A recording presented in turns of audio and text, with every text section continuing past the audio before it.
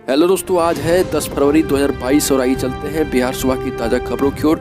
लेकिन उससे पहले दोस्तों, अगर आपने अब तक इस चैनल को सब्सक्राइब नहीं किया तो कर ले, जिससे कि आपको बिहार सुबह की ताज़ा खबर रोजाना मिलती रहे। बड़ी खबर, अलग अलग जिलों के 7 जजों को काम करने से रोका गया। बिहार में पटना हाईकोर्ट की ओर से 7 जजों पर बड़ी कार्रवाई की गई। अलग अलग जिलों में तैनात 7 न्यायिक पदाधिकारी को काम करने से रोक दिया गया है। सभी 7 जजों को सारी न्यायिक तथा प्रशासनिक शक्तियों से वंचित कर दिया गया है। इसको लेकर पत्र पटना हाईकोर्ट के महानिबंधक अरुण कुमार की ओर से खगड़िया, मधुबनी, कटिहार, बांका, पटना, रोहतास व मुजफ्फरपुर के जिला व सत्र न्यायाधीशों को सूचना और आवश्यक कार्रवाई के लिए दे दी गई है। खबर, अब बिहार में गर्मी लेकर आएगी पूरब की हवा। बिहार में पूर्वी हवा के प्रवाह में मौसम में गर्मी आएगी। आने वाले 24 घंटे में पश्चिमी हवा के प्रवाह में बदलाव होगा, जिससे राज्य में पूर्वी हवा का असर दिखाई देगा। मौसम विभाग का कहना है कि हवा के प्रवाह में इस परिवर्तन से रात के तापमान में 2 से 3 डिग्री की बढ़ोतरी हो जाएगी। हालांकि सुबह, शाम और रात में ठंड का असर तब तक दिखाई देगा जब तक दिन और रात के तापमान का अंतर कम नहीं हो जाता। अगली खबर, राजद की राष्ट्रीय कार्यकारिणी की बैठक 10 फरवरी को पटना के होटल मौर्या में होने वाली है। इसको लेकर राष्ट्रीय अध्यक्ष लालू प्रसाद भी पटना पहुंच चुके हैं। पार्टी तैयारी को फाइनल टच देने वाली है। पार्टी के कई नेताओं को अलग अलग टीम बनाकर आयोजन को सफल बनाने की जवाबदेही भी दी गई है। राष्ट्रीय जनता दल के बीरचंद पटेल पथ स्थित कार्यालय को भी खूबसूरत रंगीन विद्युत बल्बों से सजाया गया है। आपको बता दें कि कार्यकारिणी की बैठक की तैयारी को लेकर तेजस्वी करेंगे एमएलसी चुनाव वाले क्षेत्र के नेताओं के साथ इसमें बैठक। बड़ी खबर, बालू माफियाओं का साथ देने वाले बिहार पुलिस के अफसर और डीएसपी संजय कुमार के खिलाफ आर्थिक अपराध शाखा की आज की जांच पूरी हो गई। ईओयू की पड़ताल में रोहतास जिले के डेहरी में एसडीपीओ रह चुके संजय कुमार करोड़पति निकले। 17 साल की बिहार पुलिस की नौकरी में इन्होंने अकूत संपत्ति बना ली। इस मामले में होश उड़ा देने वाली बात यह सामने आई है कि संजय कुमार की पत्नी पूरी तरह से हाउसवाइफ है। इसके बाद भी उनके नाम पर करीब 1 करोड़ की संपत्ति मिली है। वो पटना और बक्सर में खरीदी गई संपत्तियों की मालकिन निकली। अगली खबर, बिहार में सर्टिफिकेट की जांच के बाद मिलेगा शिक्षकों को नियुक्ति पत्र। शिक्षा मंत्री ने पहले ही कहा है कि 25 फरवरी को प्रारंभिक शिक्षकों के पदों के लिए चयनित अभ्यर्थियों को नियुक्ति पत्र दे दिया जाएगा। विभाग इसकी तैयारी तेजी से कर रहा।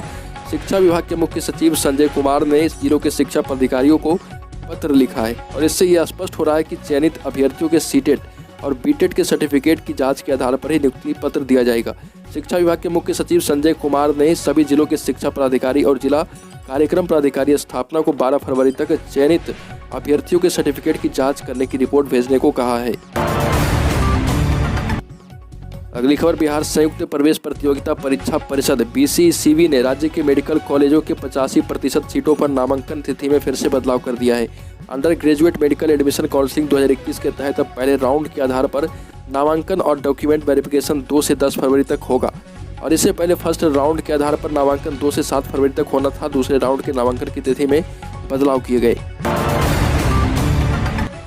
अगली बड़ी खबर, बिहार के सदर अस्पतालों में राष्ट्रीय स्वास्थ्य मिशन के तहत 207 विशेषज्ञ डॉक्टरों की नियुक्ति की जाएगी। राज्य स्वास्थ्य समिति ने डॉक्टरों की नियुक्ति के लिए ऑनलाइन आवेदन मांगे हैं। फिजिशियन, ईएनटी सर्जन, डर्मेटोलॉजिस्ट तथा साइकेट्रिस्ट के पदों पर भर्ती की जाएगी। भर्ती में महिलाओं के लिए 35% क्षैतिज आरक्षण रहेगा। दिव्यांगों को 4% तथा स्वतंत्रता सेनानी के परिवार के लोगों के लिए 2% आरक्षण मान्य होगा। अगली खबर, 24 सीटों पर होने वाले एमएलसी चुनाव में आरजेडी और कांग्रेस के बीच प्रदेश स्तर के बड़े नेताओं की बयानबाजी इस तरह से हो चुकी है कि दोनों ने अलग अलग चलने का फैसला सुना दिया था।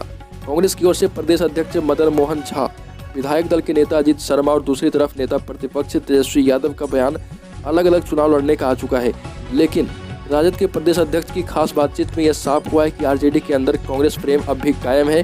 लालू प्रसाद पटना आ चुके हैं और कोई ना कोई बात इसमें बनती दिख रही है।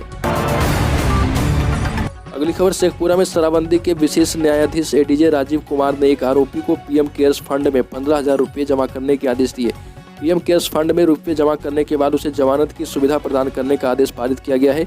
जानकारी के अनुसार बगल के नालंदा जिला का निवासी सूरज तिवारी 3 दिसंबर 2021 से शराब तस्करी के मामले में जेल में बंद था। जमानत की सुनवाई के दौरान कोर्ट ने उसे जमानत देने के पहले पीएम केयर्स फंड में रकम जमा करने का एक अलग ही आदेश दिया। आरोपी के खिलाफ अभी चार्जशीट फाइल नहीं हुई है। कोर्ट ने पुलिस से कहा है कि जल्द चार्जशीट फाइल करें, उसके बाद ही जमानत स्वीकार किया जाएगा। अगली खबर, एमएलसी चुनाव पर फंसा पेंच सुलझाने पटना आ चुके हैं लालू प्रसाद यादव। लालू प्रसाद 10 फरवरी को राजद की राष्ट्रीय कार्यकारिणी की बैठक में शामिल होंगे।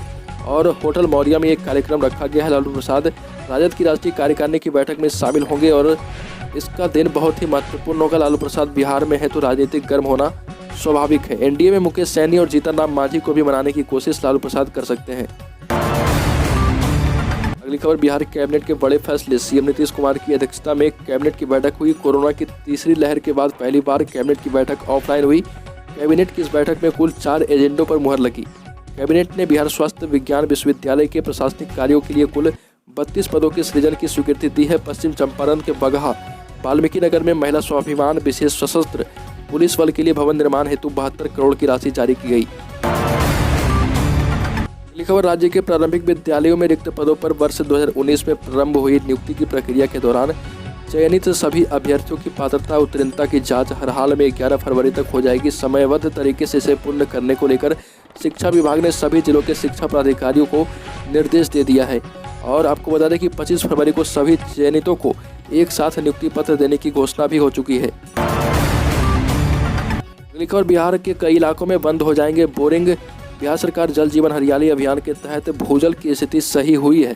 सरकार अब ऐसे सभी क्षेत्रों को चिन्हित करेगी जहां भूजल में लगातार गिरावट हो रही है और वहां के सभी बोरिंग को बंद कर दिए जाएंगे। बिहार सरकार की ओर से जल जीवन हरियाली मिशन चलाया जा रहा है और आपको बता दें कि जहां भूजल में लगातार गिरावट हो रही और उसके बाद वह क्रिटिकल जोन में तब्दील हो चुका है, वहां के सरकारी एवं निजी बोरिंग को बंद कर सरकारी जलापूर्ति योजना से पानी पहुँचाया जाएगा।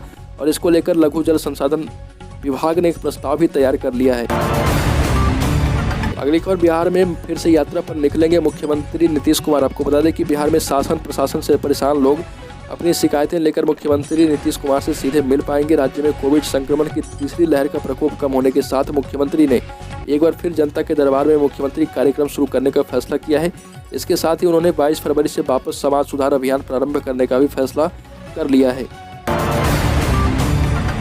अगली खबर, बिहार के सभी थानों का खुलेगा बैंक अकाउंट। सरकार ने सालाना रुपए देने की बात कबूली है। बिहार पुलिस अब अत्याधुनिक होने की दिशा में लगातार काम कर रही है। इसी की दिशा में मुख्यालय ने राज्य के सभी थानों में होने वाले सामान्य खर्च के लिए थानों को ए, बी और सी 3 श्रेणियों में बांटकर राशि आवंटित करने का निर्णय ले लिया है और इस पर जल्द ही कोई बड़ी निर्णय भी आ सकती है। दोस्तों, बिहार की ताज़ा खबरों में अभी के लिए इतना ही। अगर आपने अब तक इस चैनल को सब्सक्राइब नहीं किया तो कर लें, जिससे कि आपको बिहार सुबह की ताज़ा खबर रोजाना मिलती रहे।